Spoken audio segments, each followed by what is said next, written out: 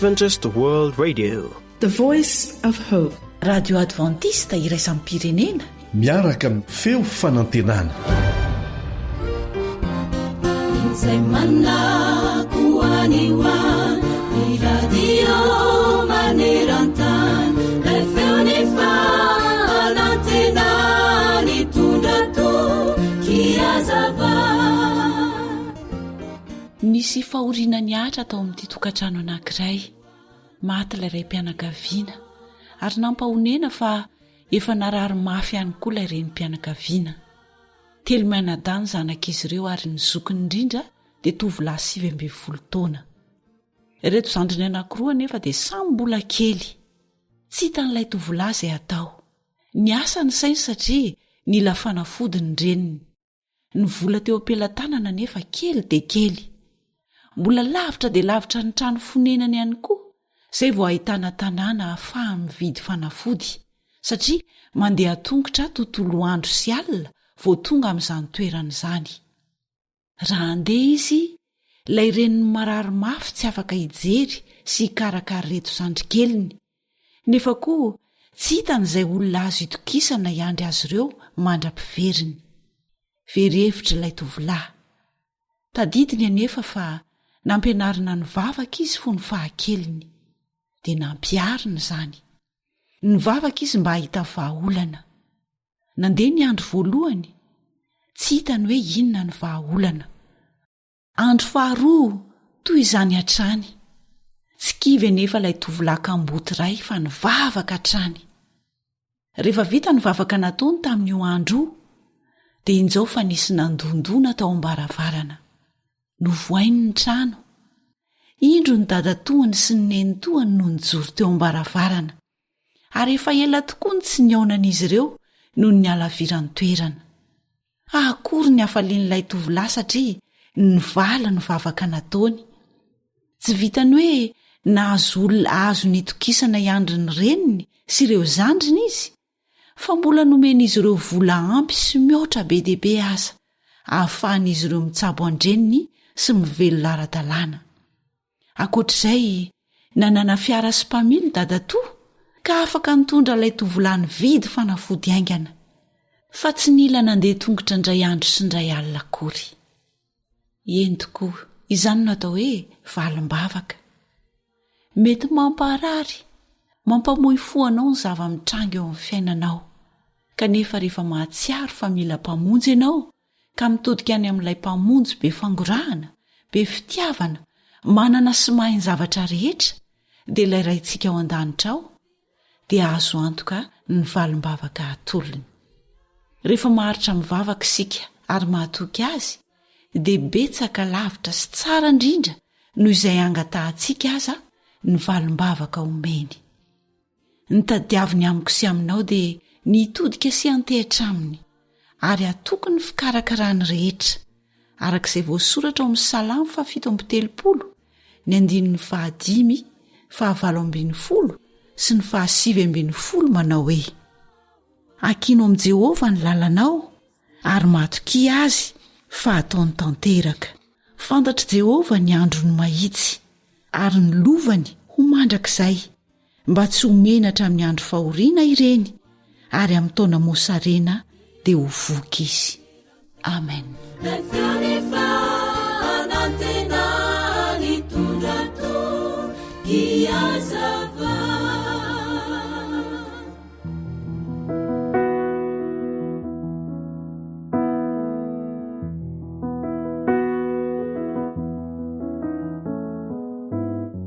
Tarika Patrakalo. Apetrako aminao Andriamanitro ny fiainako rehetra, ka antananao aho no hitoetra. Apetrako aminao raha sitraka na tsy mendrika aza, fa antananao no toerana sahaza. Poraiko aminao ny tsy ambaratelo sy ny alahelo, zay mamelovelo ty zazay very matsiaro rery aza fohy tazony ampo fo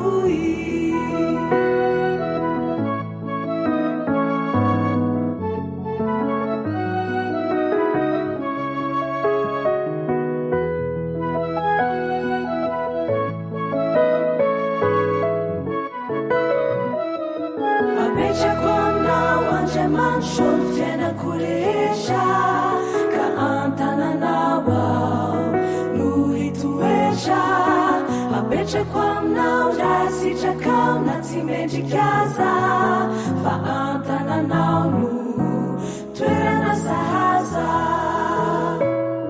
hatrehony asa andavanandro arao mikinasa ianao no hitandro tolory ny sandry ny fianakaviana ianao no andry ori tompotina ny zava-mitranga ny lanitra manga ny rao mitatao dia antananao ny lali ny drindra ato ansaiko iriko irindra aminao riraiko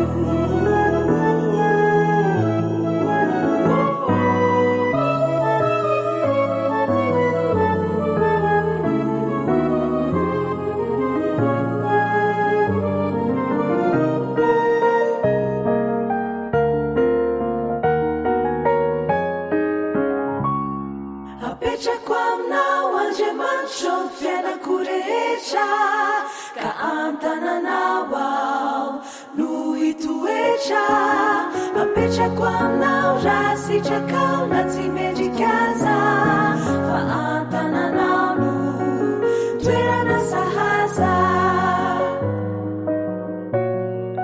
ny vatako tontolo na dia ny singiam-bolo ankiniko aminao ampela-tananao aretina mamely tsy hay velively izaho handrosaina ianao tomponaina nalava na foy ny diako eto an-tany ianao no hanjoy iaya iantrany fa ho fatratra loatra ny fiainako ankoatra ny mandrakizay aminao riray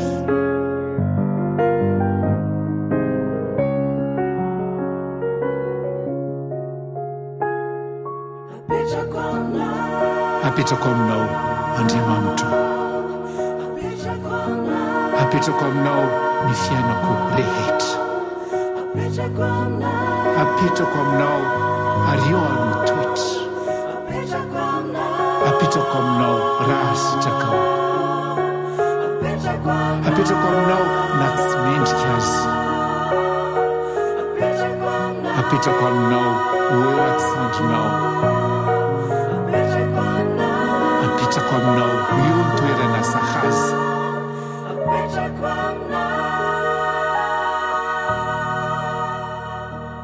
misaotra tompo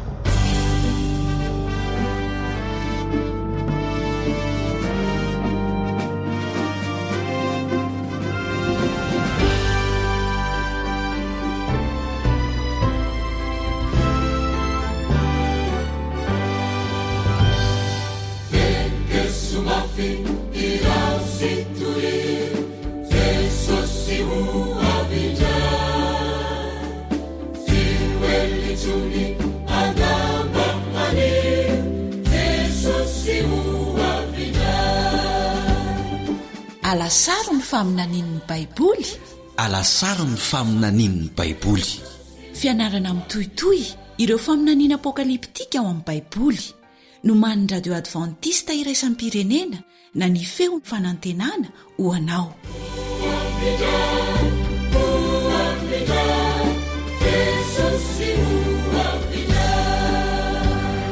dia fifaliana ho an'ny mpiara-mianatra aminao eliandry amin'ny tantsondray ny miarabanao tonga soa anatin'izao fiara-mianatra ny tenin'andriamanitra mitohitoy izao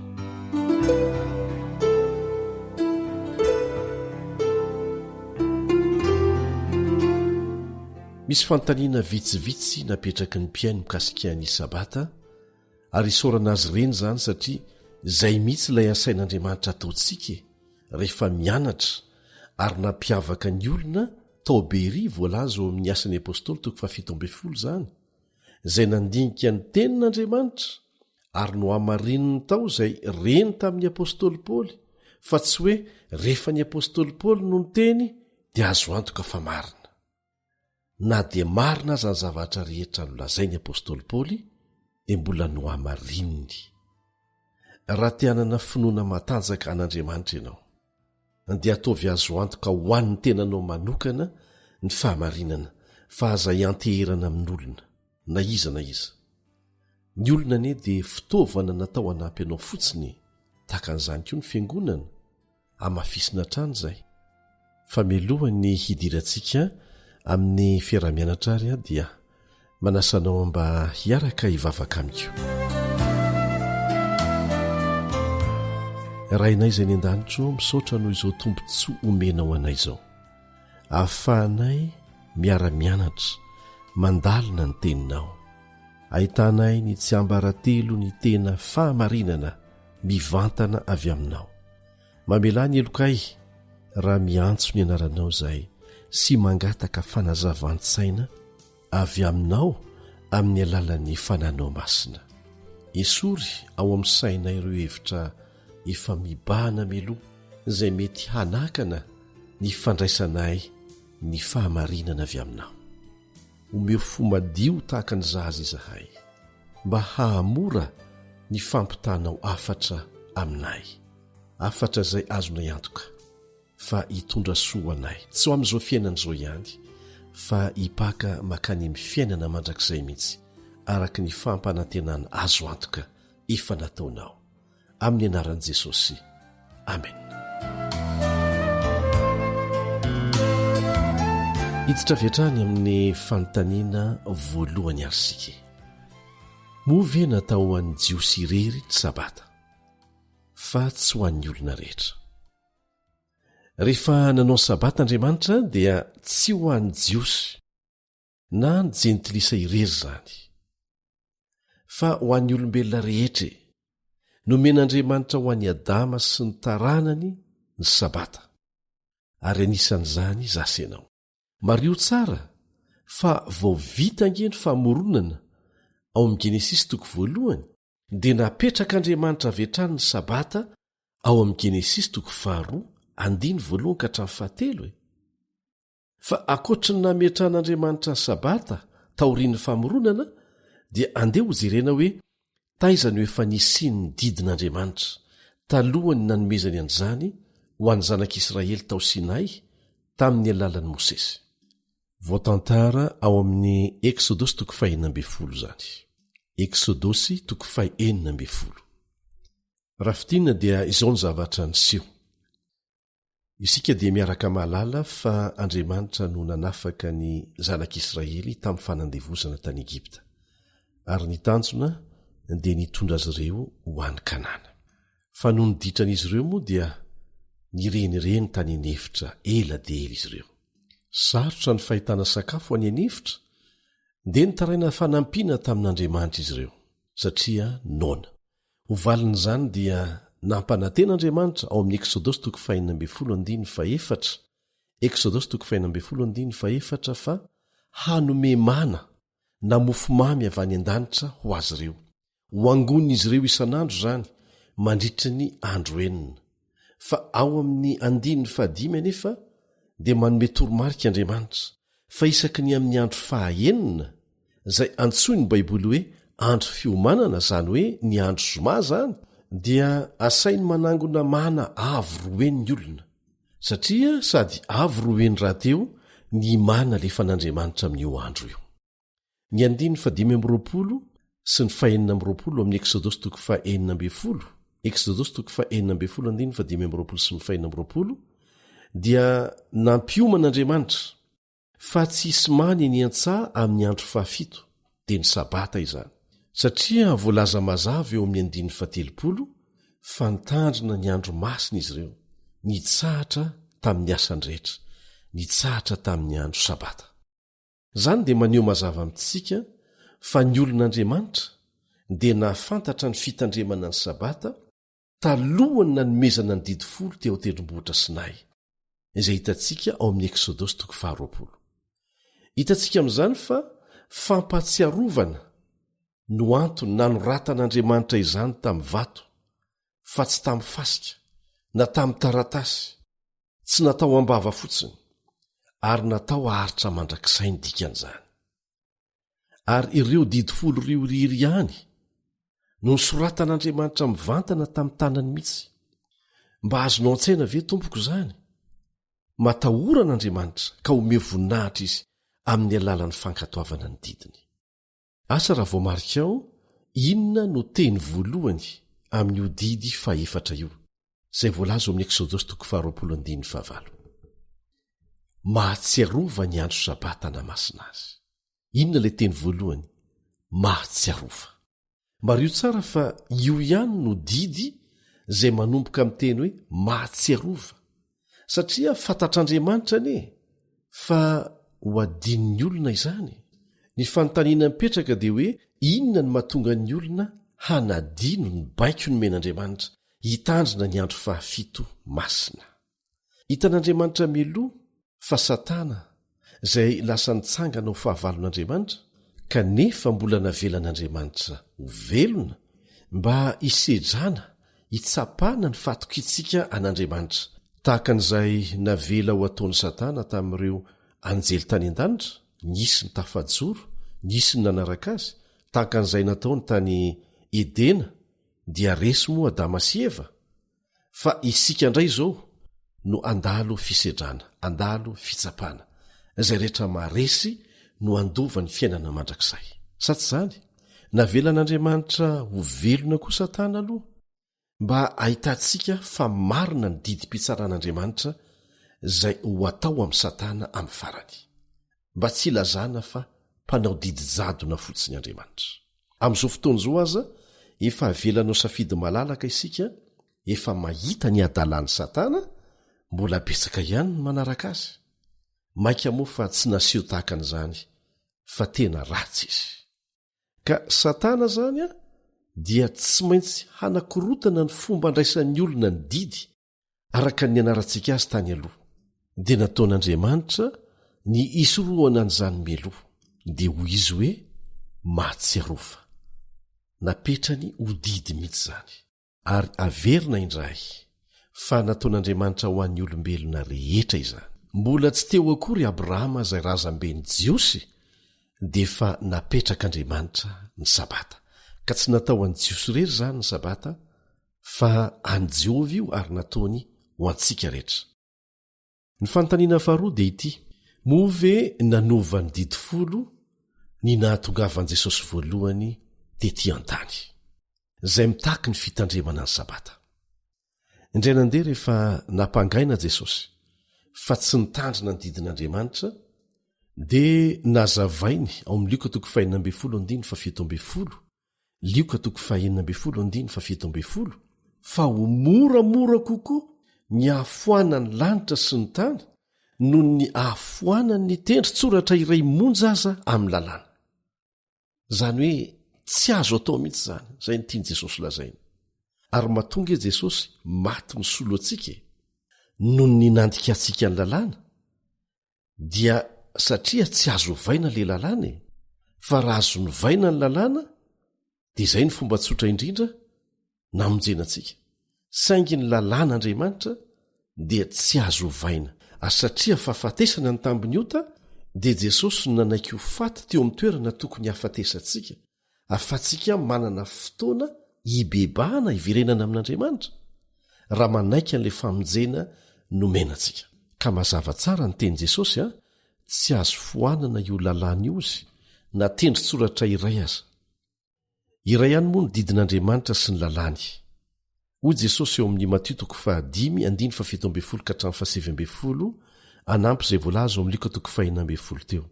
Matio 5:17-7. Aza ataonareo fa tonga aho handrava ny lalàna na ny mpaminany, tsy tonga aho handrava fa hanatanteraka. Averina indray mandeha, aza ataonareo fa tonga aho handrava ny lalàna na ny mpaminany, tsy tonga aho handrava fa hanatanteraka. Zany hoe hanaja ny lalàna, ary ampiseho amintsika ny fomba hanajana ny lalàna, satria nodisoin'ireo mpitondra fivavahana tamin'izany ane ny fomba hanajana ny lalàn'Andriamanitra, dia tonga Jesosy hampiseho amintsika ny fomba hanajanan'izany, fa tsy ny hanafoana azy akory. ny romanina toko 17:10 romanina toko 17:10 dia miresaka ny amin'ireo didy voatanisa ao amin'ny testamenta vaovao ary mamintina azy ireo amin'ny hoe ny fitiavana no fanatanterahana ny lalàna. Ny hevitra izany dia izao ampitiavana no tian'Andriamanitra hitandremantsika ny lalàna fa tsy antery. Halan'Andriamanitra ny fanompoana azy antery. Ary izay fomba nanehoan'i Jesosy azy izay natonga ny fariseo gaga hoe fangataka izao ny fombetandremana ny lalàna, fa tsy midika velively izany hoe nanafoana ny antsipiriany ao anatin'ny lalàna izy. Inoko fa mazava izay. Ny fanontaniana fahatelo izay be mpametraka koa dia ny hoe nitandrina ny sabata ve Jesosy sy ny apôstôly. Nitandrina ny sabata ve Jesosy sy ny apôstôly. Ny testamenta vaovao dia milaza mazava tsara ny amin'ny andro izay nitandreman'i Jesosy sy ny apôstôly Paoly ary ny apôstôly hafa rehetra ary notandremany ho masina izany isan-kerinandro. Afaka manamarina an'izany ve ny tenin'Andriamanitra. Ny an' Jesosy aloha ny jerentsika voalohany ao amin'ny Lioka 4:4-5. Jesosy nolazainy eto tonga tao Nazareta izay nahabe azy izy ary araka ny fanaony dia niditra tao amin'ny sinagoga tamin'ny andro sabata izy ka nitsangana hamaky teny. Araka ny fanaony nitandrina sabata ho masina Jesosy ary lazainy eto fa fanaony izany fa tsy hoe tonga tao izy mba nitsidika ny tanàna dia niditra tao am-piangonana fa efa fanaony mihitsy ny nitandrina ny sabata. Ary raha vakitsika ny boky ny asan'ny apôstôly dia nanaraka tsara izay nataon'i Jesosy koa ny mpianany. Fa ho jerentsika manokana ny an'ny apôstôly Paoly ao amin'ny asan'ny apôstôly 17:12. Asan'ny apôstôly 17:12 dia mario tsara fa taoriana ny tsanganan'i Jesosy tamin'ny maty sy ny akarany tany an-danitra no ahitantsika ny Paoly eto. Inona ny zavatra nataony sy fanaony koa rehefa sabata. Zao ny vakitsika. Asan'ny apôstôly 17:12. Ary Paoly dia niditra tao araka ny fanaony ary sabata 3 no niadiny hevitra avy amin'ny soratra masina tamin'ny olona tao. Efa fanaony Paoly koa izany ny mitandrina ny sabata. Mifanakalo hevitra mikasika ny soratra masina amin'izany andro sabata izany. Dia izao ny vakitsika koa fanampon'izay ao amin'ny asan'ny apôstôly 17:14. Asan'ny apôstôly 17:14. Ary niady hevitra isa-sabata tao amin'ny sinagoga izy ka nampanaiky ny jiosy sy ny jentilisa. Mbola manamafy izay voalaza teo aloha izay fa tsy natao an'ny jiosy rery ny sabata. Ka mazava izay fa tsy tokony hahagagantsika ny mahalala fa Jesosy sy ny mpanaradia azy dia nitandrina sabata andro fa 7 nataoriana ny nahafatesan'i Jesosy sy ny akarany any an-danitra aza. Ankoatra ny fanaony reponina tao Bery izay nanamarina trano tao amin'ny soratra masina izay rehetra reny dia ity misy torohevitra tsotra omena ianao. Isaky ny misalasala ny amin'ny tokony atao mikasika ny fivavahany ianao dia ataovy izay nataon'i Jesosy. Zay fotsiny, fantaro izay nataon'i Jesosy dia arao izay nataon'i Jesosy.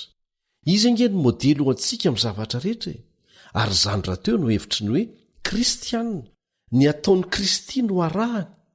Anisan'izany ny fitandremana ny sabata. Hoy ny voalaza amin'ny Petera 2:2. Petera 2:2. Fa Kristy aza efa nijaly hamonjy anareo ka namela fianaranao anareo mba hanarahanareo ny diany. Tany amin'ny toeram-boninahitra fara tampony nisy azy kanefa nidina ambany dia ambany izy niova ho olombelona mba hahafany fandray amintsika olombelona. Tena faratampony amin'ny fahaizana mifandray ny Andriamantsika dia tsy hoe maty isolo antsika fotsiny na tongavany tety fa nanome ohatra ho antsika, nanome modely ho antsika izy, namela fianarana ho antsika izy mba hanarahantsika ny diany.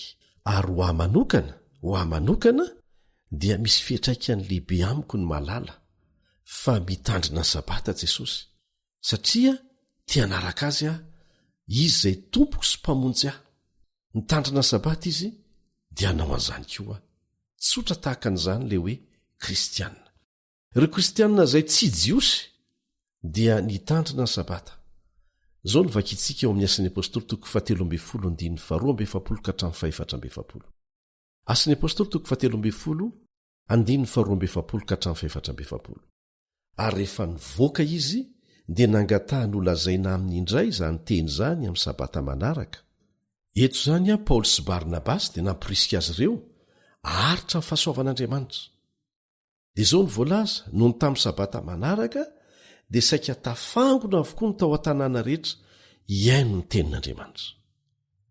Tsaroa fa taorianany nahafatesan'i Jesosy sy nitsanganany tamin'ny maty ary niakarany any an-danitra no nisehoany izany rehetrarehetra izany.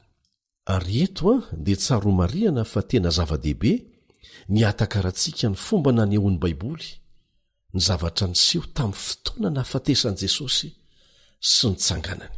Takan'izao ny filahatry ny toe-javatra tamin'ireo 3 andro nisehoany izany, ary ahitanao fa andro fahafito koa ny sabata. Ny zoma andro fahenina amin'ny herinandro no nahafatesan'i Jesosy, izay antsoina koa hoe andro fiomanana ao amin'ny Baiboly. Eto dia misy fanamariana kely. Raha miteny ny faminaniana apokaliptika ao amin'ny bokin'i Daniela hoe maty teo amin'ny atsasaky ny herinandro Jesosy, dia herinandro ara-paminaniana ny voalaza ao, fa tsy ny herinandro ara-bakteny. Mbola isy ny fianarana izay ho ataontsika mahakasika an'izay. Fa eto dia azonao hamarinina midika teny rehetra fa andro zoma no nahafatesan'i Jesosy. Ny andro manaraka dia ny andro fahafito amin'ny herinandro, izay antsoin'ny Baiboly hoe sabata. Nitsahatra tao am-pasana tamin'ny sabotsy na sabata Jesosy. Ary tamin'ny andro manaraka, izany hoe andro voalohany amin'ny herinandro, dia nitsangana tamin'ny maty izy. Izao ny vakitsika ao amin'ny Mateo 5:7. Ny dikateny iombonana nandikanan'ny Baiboly eto Madagasikara no hamakitsika azy. Mateo 5:7. Rehefa nitsangana velona Jesosy ny alahady voamaraina be, dia tamin'ny Maria avy any Magdala, lay nandroahany demony 7 no nisehoany voalohany. Andro inona hoe no nitsanganan'i Jesosy? Lay lazaina hoe andro voalohany, andro alahady ny voalaza eto. Dia azonao vakiana koa izay voalaza ao Mateo 7:1 Mateo 7:1 sy ny Luka 4:1. Luka 4:1. Mazava tsara fa andro voalohany izany no ilazan'ny Baiboly ny alahady. Ny sabata no andro fahafito, izay miverimberina isan-kerinandro, izay fantatry ny rehetra aminy hoe asabotsy. Inoko fa mazava ny amin'izay. Inona indray ny fanontaniana manaraka? Kristianina maro no milaza fa mivavaka amin'ny andro alahady izy hanomezam-boninahitra no nitsanganan'i Jesosy tamin'ny maty. Ahoana indray ny amin'izay? Isika rehetrany dia afaka mivavaka amin'Andriamanitra amin'ny fotoana rehetra, mivavaka aza mitsahatra, ary tsy fahotana ny mankalaza nitsanganan'i Jesosy tamin'ny maty. Tsy salasalana izany satria raha tsy nitsangana Kristy dia foana ny finoantsika. Tena goavana nitsanganany tamin'ny maty, tahaka ny naterahany, tahaka ny nanaovana batisa azy, nanomboana azy teny amin'ny hazo fijaliana, ary niakarany tany an-danitra. Zava-dehibe daholo izany. Saingy henoy tsara. Tsy ny fankalazana ny andro nitsanganany no fomba nolazain'i Jesosy hahafahantsika maneho an'izany fankalazana izany, fa tsara lavitra noho izany. Ary efa nomeny Jesosy atsika ny marika maneho an'izany nitsanganany tamin'ny maty izany. Ary aleo ny Baiboly hatrany no amaly. Inona ny lazain'i Jesosy ary nasainy ho ataontsika ho fankalazana nitsanganany tamin'ny maty, ho fanehoana izany eo amin'ny fiainantsika. Zao mivoalaza ao amin'ny Romana 4:7. Romana 4:7. Tsy fantatrareo va fa na iza isika no efa natao batisa ho amin'i Kristy Jesosy, dia natao batisa ho amin'ny fahafatesany. Koa niarana levina tamin'ny batisa ho amin'ny fahafatesana isika, mba ho tahaka ny nananganana an'i Kristy tamin'ny maty, tamin'ny voninahitry ny ray, no andehanantsika kosa amin'ny fiainam-baovao, izany hoe rehefa mitsangana avy ao anaty rano. Ny batisa ry havana no fomba nataon'Andriamanitra hanehoanan'izany fankalazana ny tsanganan' Jesosy tamin'ny maty zany fa tsy ny fanajana ny andro hafa anankiray ho solo ny sabata. Ary raha tia hanaja ny lahady ianao na koa tia hanaja andro hafa dia tsy manafoana na natao ho solo ny sabata izany. Maty dia nalevina ary nitsangana tamin'ny maty Jesosy. Dia asain'Andriamanitra ankalazaina izany amin'ny alalan'ny faneketsika tsirairay ho atao batisa.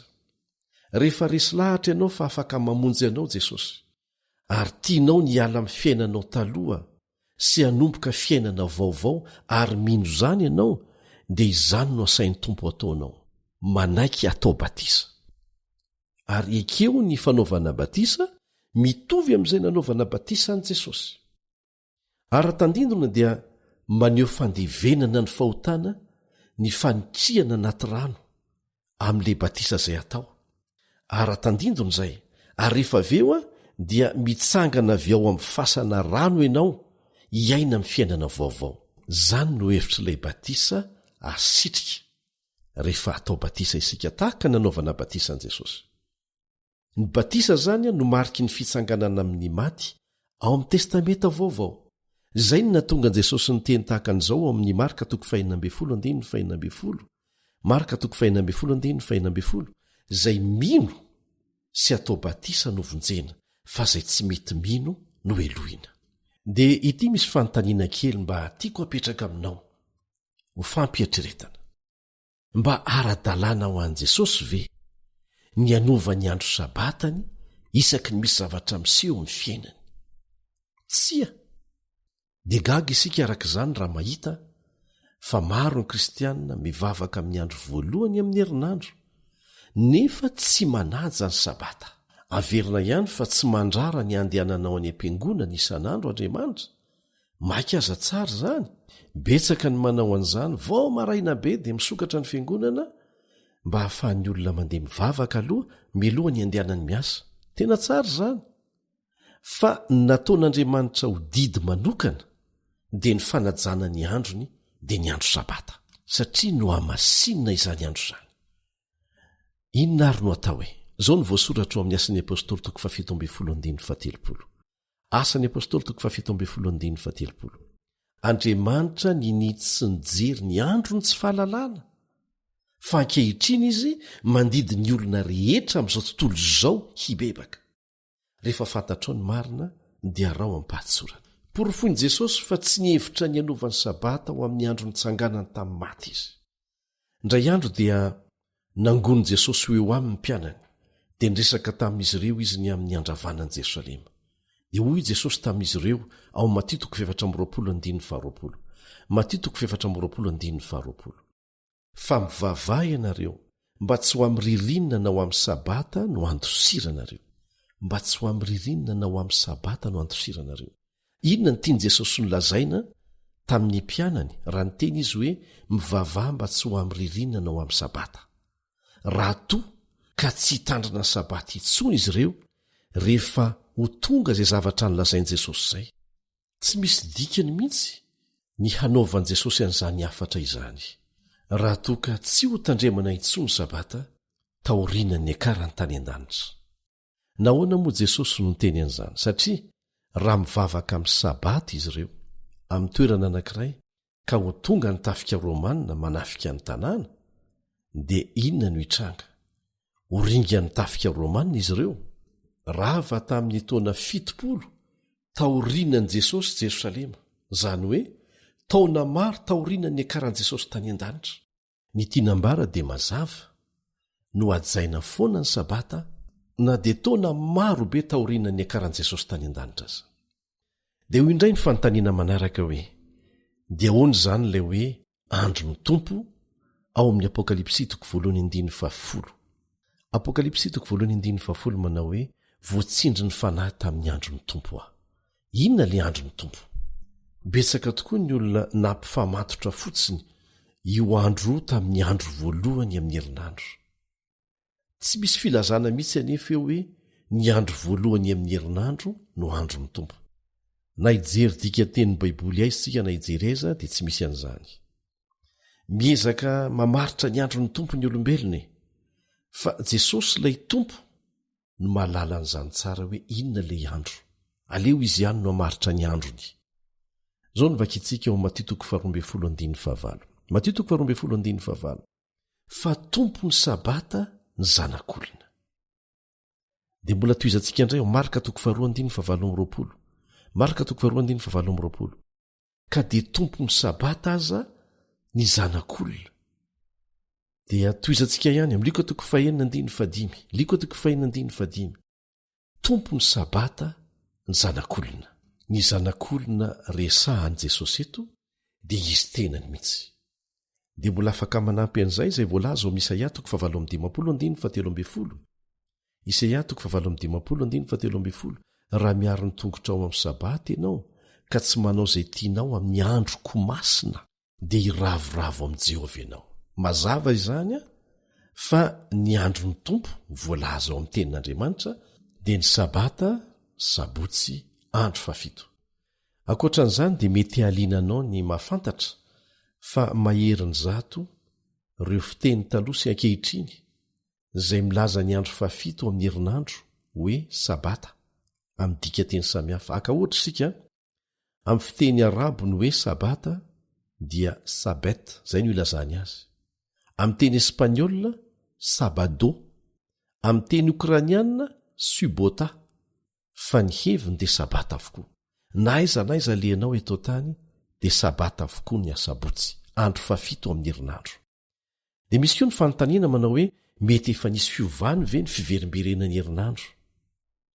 Araka ny loharanom-baovao azo antoka avy amin'ny Royal Greenwich Observatory any Angleterre sy ny United States Naval Observatory, ireo dia samy ahitana ireo manampaizana manokana izay manara-maso akaiky ny fiovan'ny andro, ny volana, ny taona.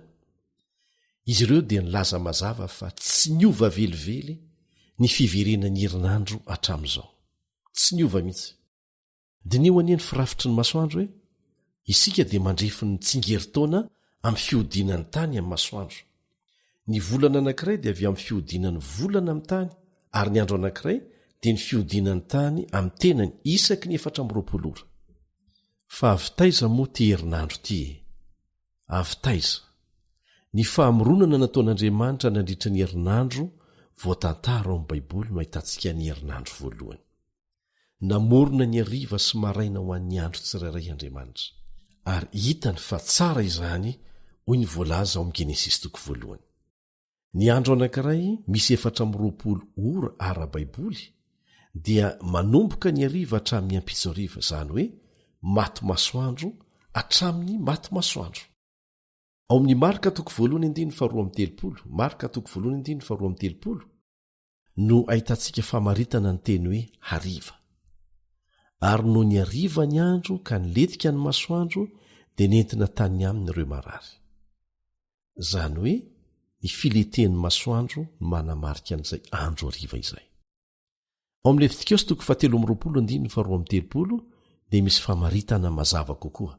Levitikosy 13:12 hatramin'ny hariva ka hatramin'ny ampitso hariva no hitandremanareo ny andro fitsaranareo.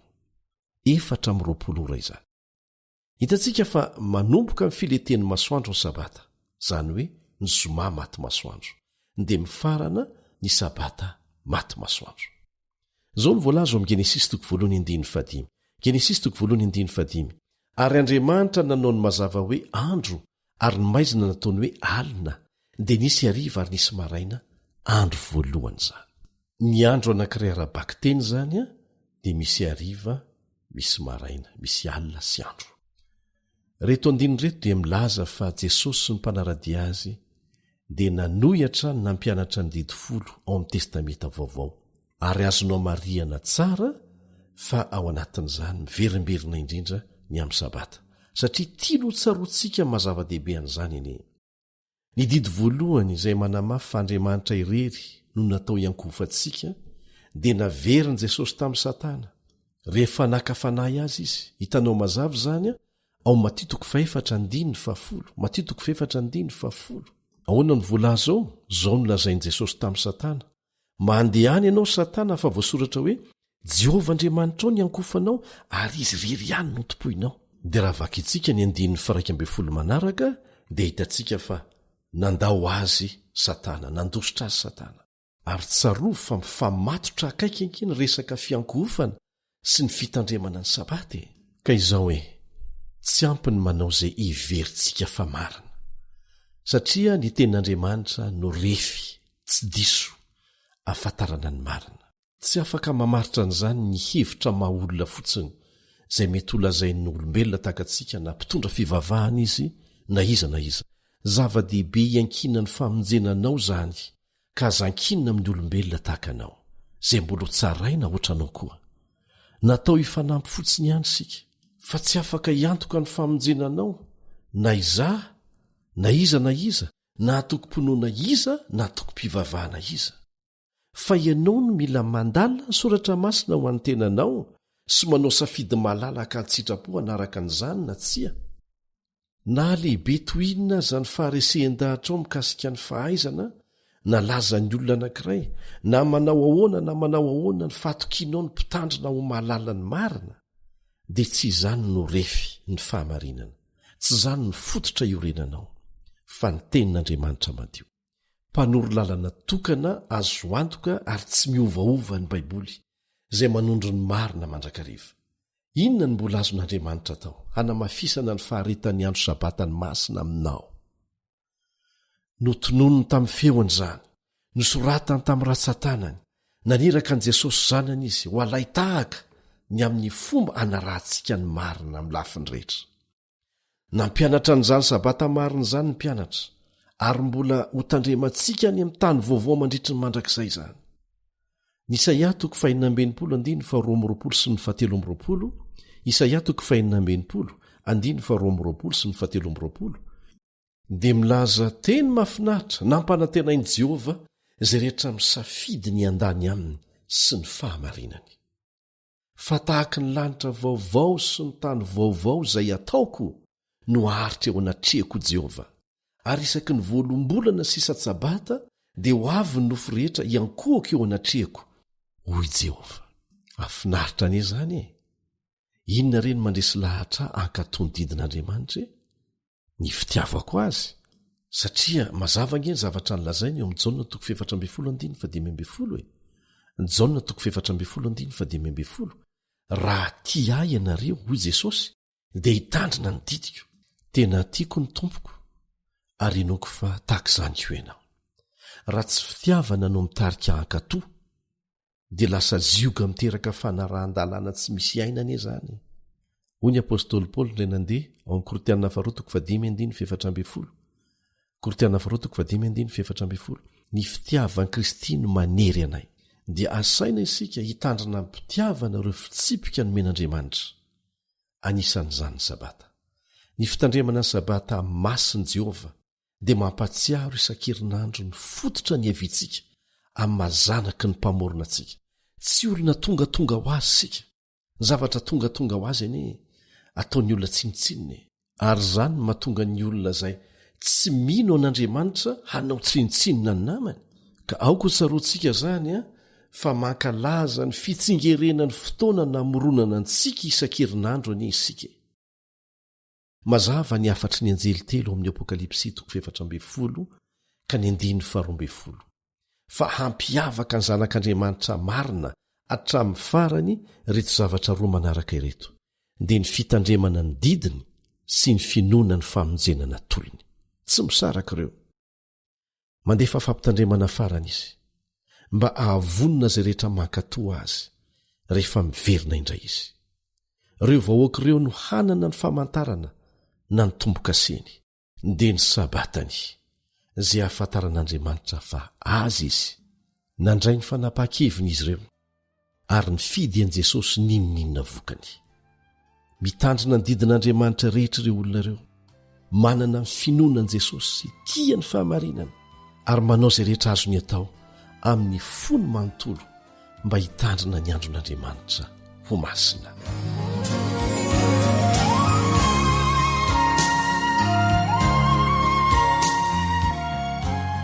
Eto am-pamaranana dia misy ohatra kanto maneho an'izany fitiavana sy fanolorantena izany izay nalainay horonan-tsary taty Madagasikara niaraka tamin'ny namana Camille Ottoman.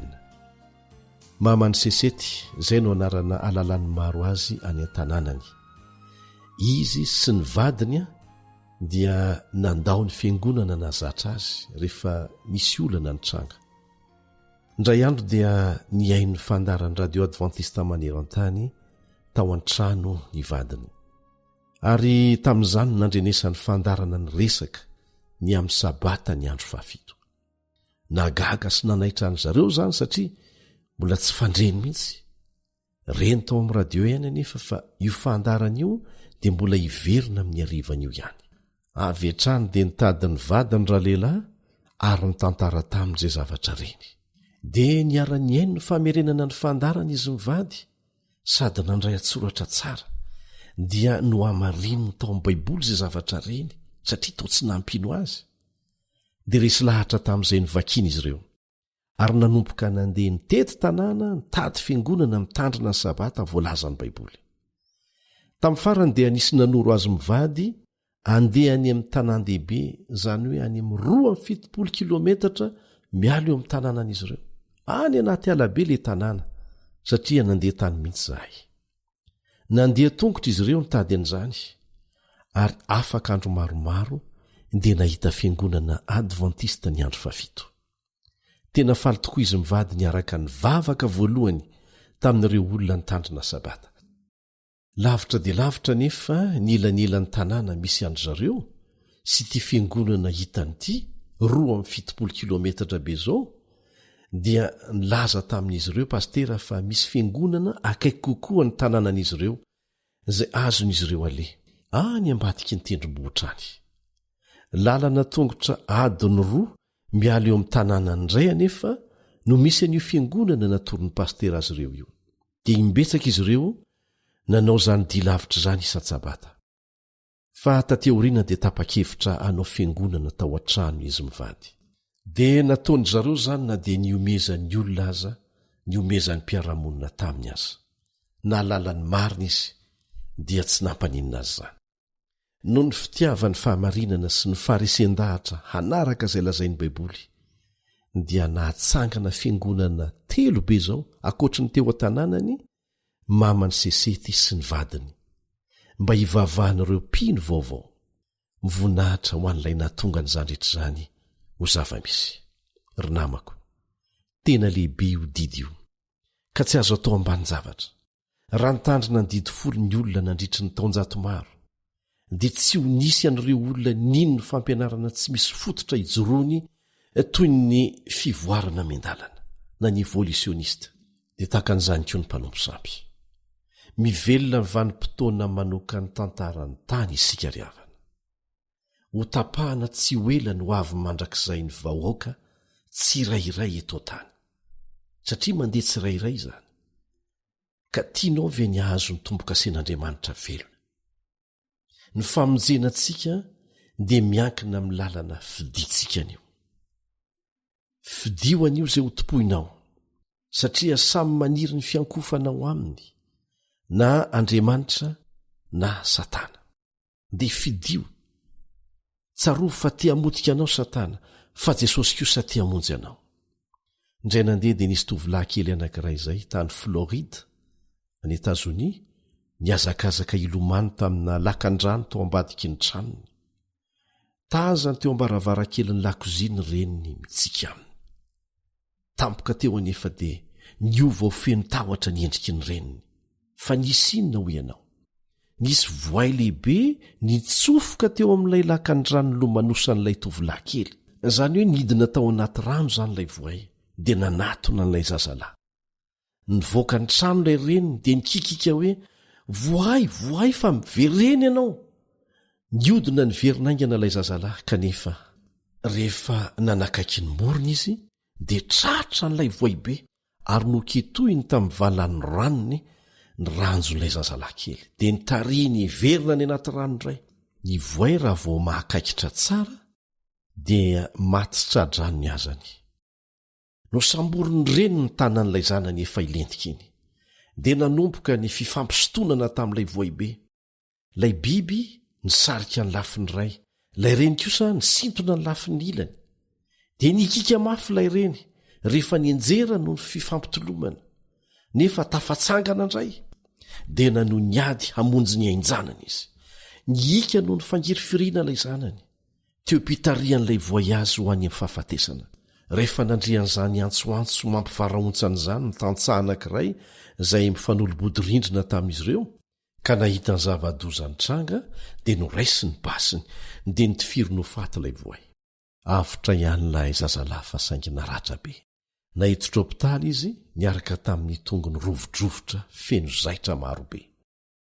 Tamin'ny andro ny voan'ny hopitaly dia tonga nanontanyilay zazalahy ny mpanao gazety teo an-toerana. Asehoy amin'ny fankatsaro ireo mpanao gazety, ireo olatra ao, sady nanondro ny tongotr'ilay tovolahy kely izy ireo. Nitsika ilay zazalahy kely ary niteny hoe tsia, jereo ny sandriko, ny tanako misy olatra. Nirere tamin'ireo olatra teo amin'ny sandriny izay naratra ka nanolotra razazalahy. Eo ireo olatra ireo izy satria tsy namela ho lasa ny voainy reniko.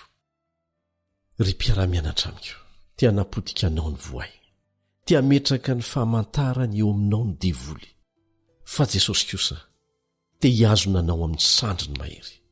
Aza votsitra izy satria tsy hamotsitra anao koa izy. Tia ny asiana tombo-kase ho azy mandrakizay ianao. Jesosy no mpamonjyntsika azo antoka.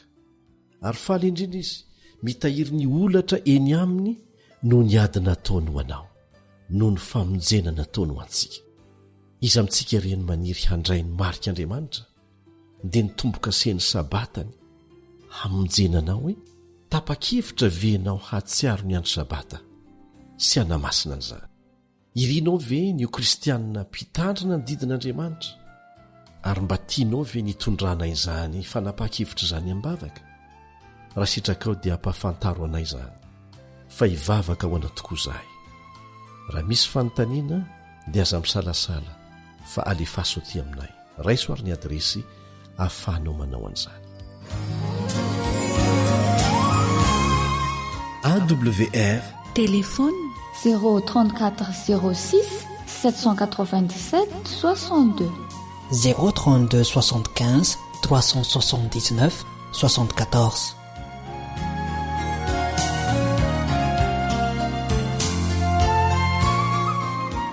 Hivavaka isika rainay izay ny an-danitro, misaotra anao noho ny tsy famitsoranao ny tananay mihitsy eto ampitolomanay miady amin'ny fahalemenay, mba tsy ndaoso ny devolo any amin'ny fahafatesana izahay.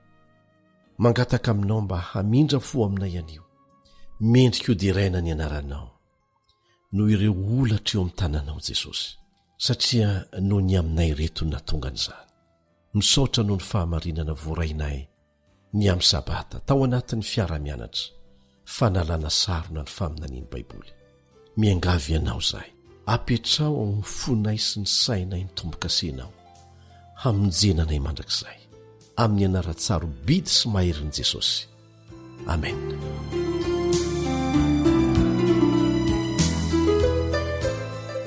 Efa hitantsika teto fa ny sabata no tombo-kase marin'Andriamanitra. Dia hoy angamby ianao hoe nahoana ny be dia be no mivavaka amin'ny andro hafa, na manolo mihitsy ny sabata amin'ny andro hafa. Inoko fa ilainao ny andreny valin'izany amin'ny fiarahantsika mianatra manaraka. Misaotra noho ny nanarahanao ny fandarana, hitahanao Andriamanitra. Manasanao mbola hiaraka aminay hanaraka ilay loha-hevitra hoe ny fisandohana, satria izay indray no loha-hevitra ho velabelarina eto amin'ny manaraka. Dia manasanao izay mba hifidy hatrany ny lalan'Andriamanitra. Mandra-peona vetivety indray ary.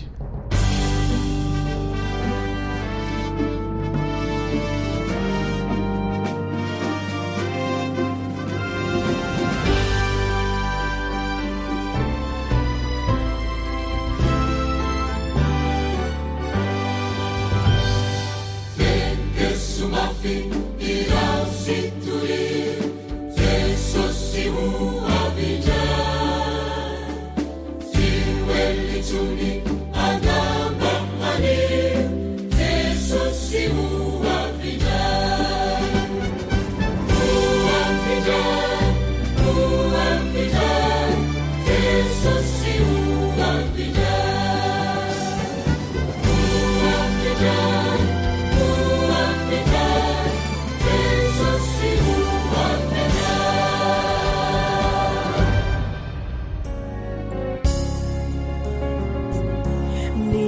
andro fafito famantarana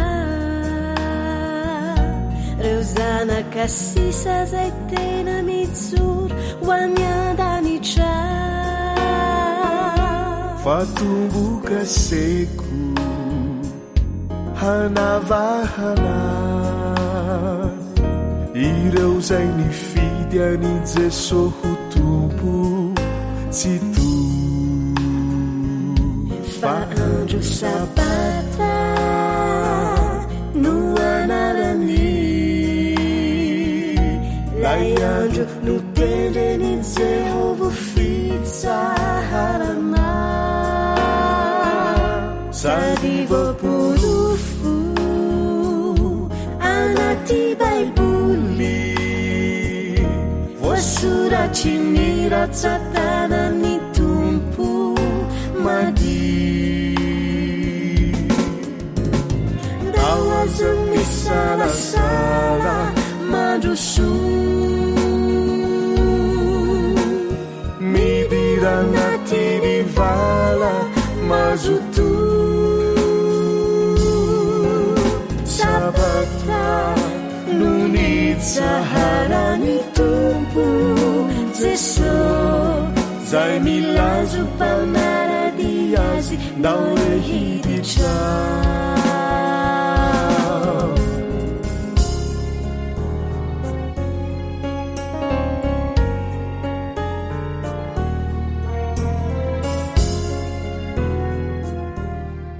Mr Vonjy sy Jacqueline fa andro sabata no anarany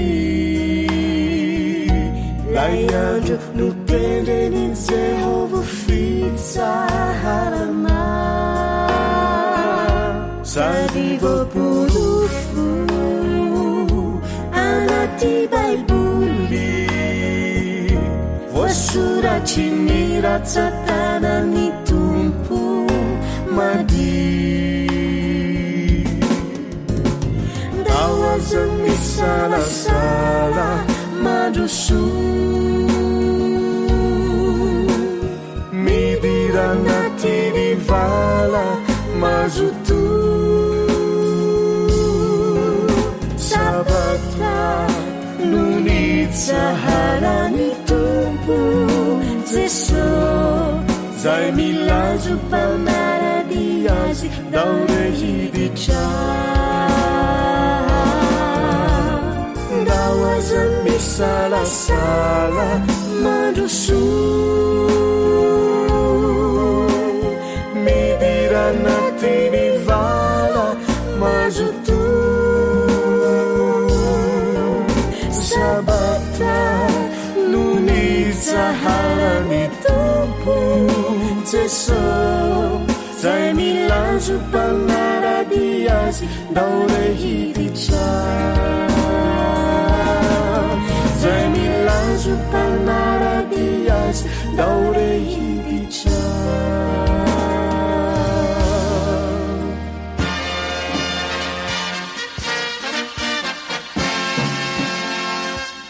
Adventist World Radio, the voice of hope. Radio feo fanantenana. Narahanao teo ny fandaharana no vokaly ny feo fanantenana amin'ny teny malagasy izay azonao averina sy alaina maimaimpoana amin'ny alalan'ny YouTube, Facebook, feo fanantenana. Mirary 420 ora finaritra ho anao ny AWR